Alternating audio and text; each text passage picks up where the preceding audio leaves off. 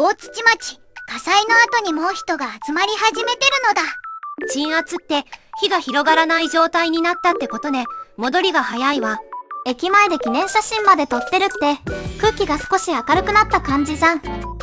しかもキリキリの食堂は開店前から30人ほど並んだそうなのだ。30人はかなり多いわね。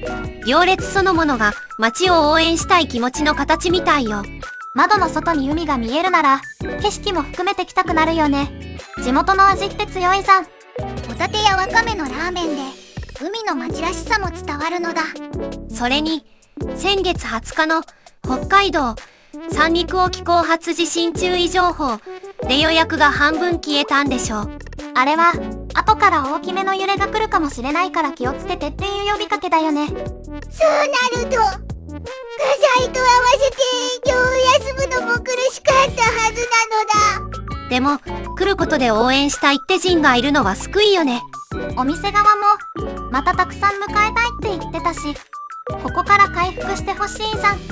こういう時って遠くから行くのも立派な支えになるのだ。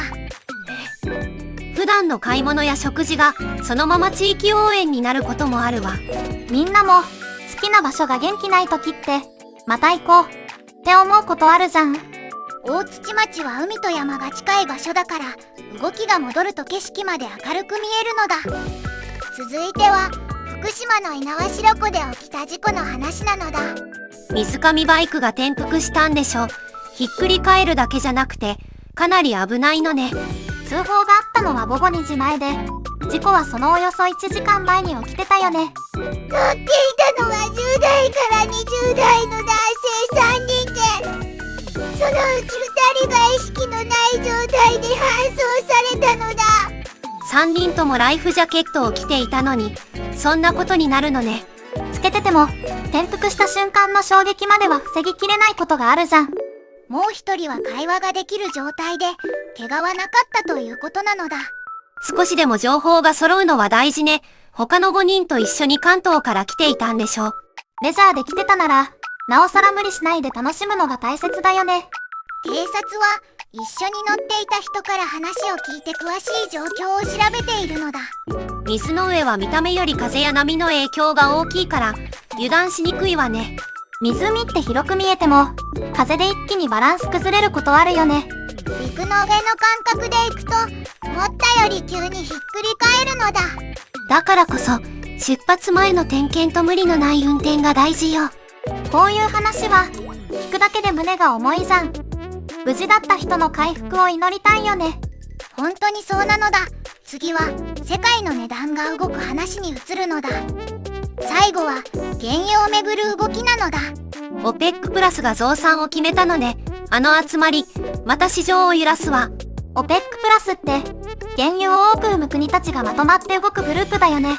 6月は1日あたり18万8000バレル増やすと発表したのだ。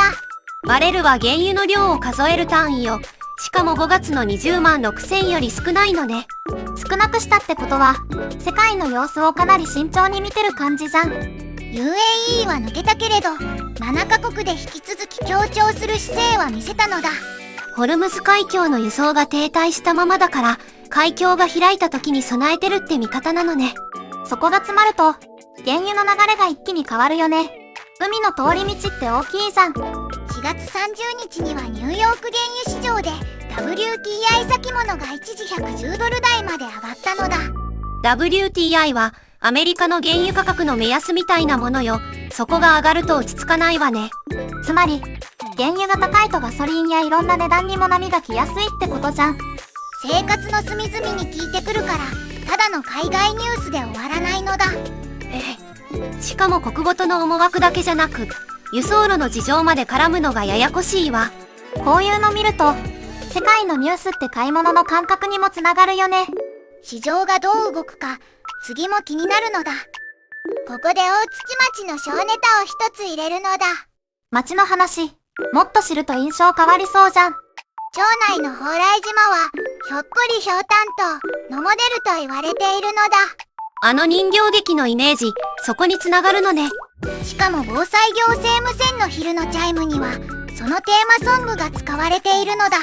毎日流れるなら地元の景色とセットで覚えそうだよね。さらに町は湧き水の町でもあって、町方地区には自噴井が約180箇所あるのだ。海のそばでも淡水が出るなんてちょっと不思議ね。